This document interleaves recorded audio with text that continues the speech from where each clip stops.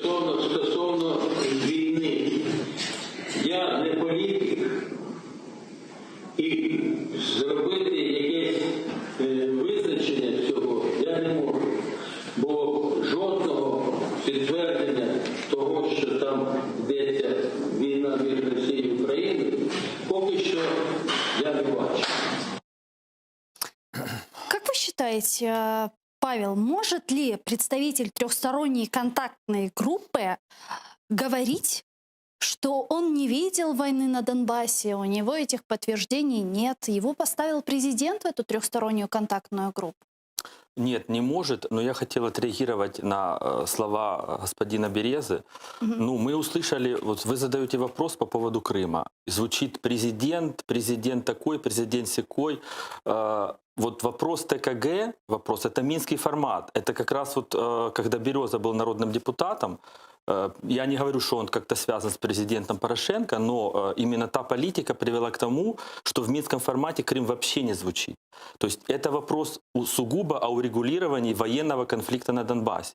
То есть вы спрашиваете про Крым, он говорит, а президент такой, а президент рейтинг. Ну, смотрите, вопрос же в чем? Сейчас вопрос стоит о Крыме.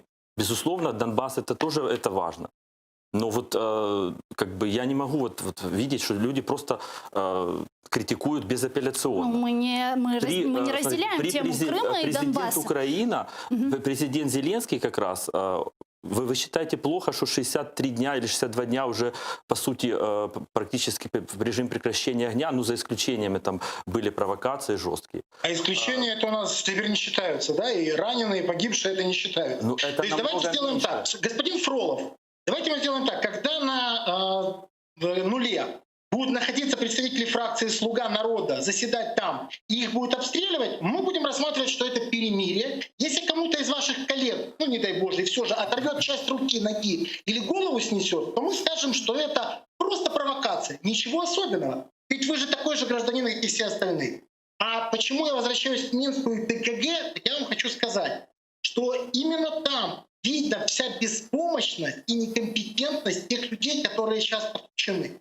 По Крыму, к сожалению, нету ничего. Озвучьте стратегию возвращения Крыма. Озвучьте, пожалуйста, ее, и я скажу, что я был неправ. Кроме того, назовите, по каким пунктам или маркерам вы готовы ориентироваться по возвращению Крыма. И последнее. В тот момент, когда я находился в парламенте, я был с первого дня в оппозиции. Вы с первого дня в монобольшинстве, соответственно, в коалиции. Вы власть. Я воевал за интересы Украины в парламентской ассамблее.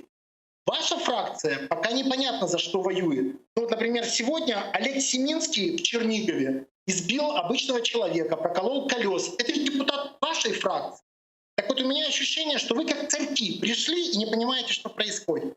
На самом деле ваша задача служить и обеспечивать, и защищать интересы украинцев и обеспечивать им безопасность и спокойствие. Вы не делаете ни первый, второй, ни третий. Так вот, возвращаясь к Крыму, назовите, пожалуйста, стратегию возвращения Крыма от «Слуги народа» и Зеленского. И я признаю, что вы компетентны.